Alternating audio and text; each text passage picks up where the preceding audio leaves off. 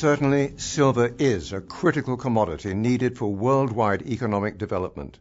In fact, our experts report that worldwide demand for silver is rapidly increasing as silver plays a vital role in the expanding economies of the 21st century.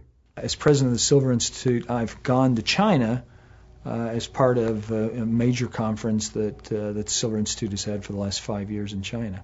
And I don't remember the specific statistics, but the demand for silver within China has grown exponentially over the course of the past 5 years. And that economy is just remarkable, the growth that's happening across that country, where people are going from, we had a guide who grew up with a dirt floor, and he now has he lives in a house that's 3 stories, and they have indoor plumbing and all the things that we have in the Western world.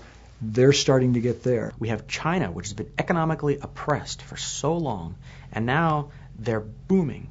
So that Chinese people, historically, relatively recently, like a few years ago, used about 1/70th the amount of silver per person than the person in the United States does. And if China begins to use 70 times more silver per person, industrial demand will about triple. And industrial demand is already consuming more silver than we're mining today.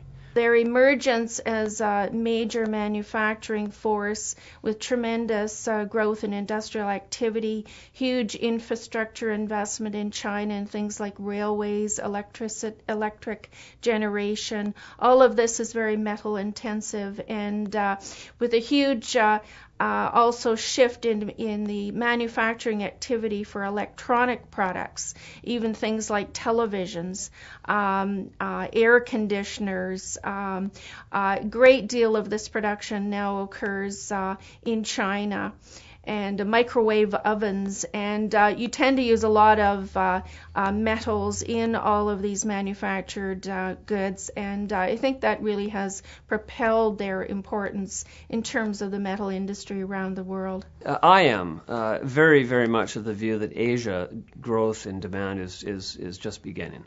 There's 1.3 billion Chinese. There's 1 billion Indians. There's 200 million in Indonesia. It's a vast source of demand for all metals, not just silver. And it's an economy basically that is moving from an agricultural economy to an industrial economy.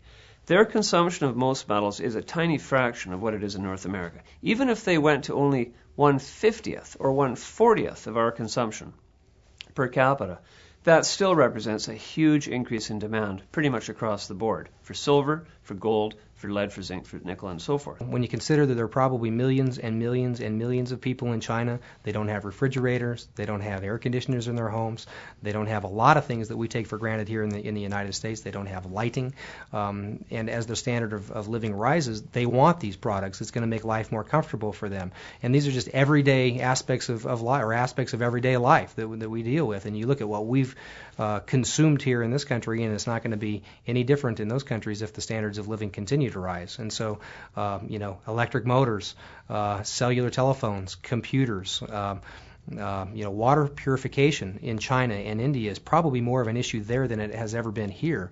And the ability to use silver for filtration of water and purification of nearly everything that we deal with, coatings, whether it's in restaurant kitchens and things of that sort, or surgical rooms, operating rooms in hospitals, as an antimicrobial, it's a very effective product for that. And you're going to have all of that built in China if this continues, for many generations. It's a secular event. It's a once-in-a-lifetime event of people moving from the villages and the countryside into cities, needing housing, needing all the periphery around housing, the utilities, the apartments, the plumbing, the wiring, and so forth, and all of that uses metals. And it's not by any means over. There's a large new middle class in China, but they're still very much less developed than anything like America or Canada even 100 years ago. So a long way to go, a lot of metal consumption yet to be seen, and this will drive metal prices, especially silver, because of course silver spans the gamut. for a long time to come. I'm very bullish on all metals, particularly silver.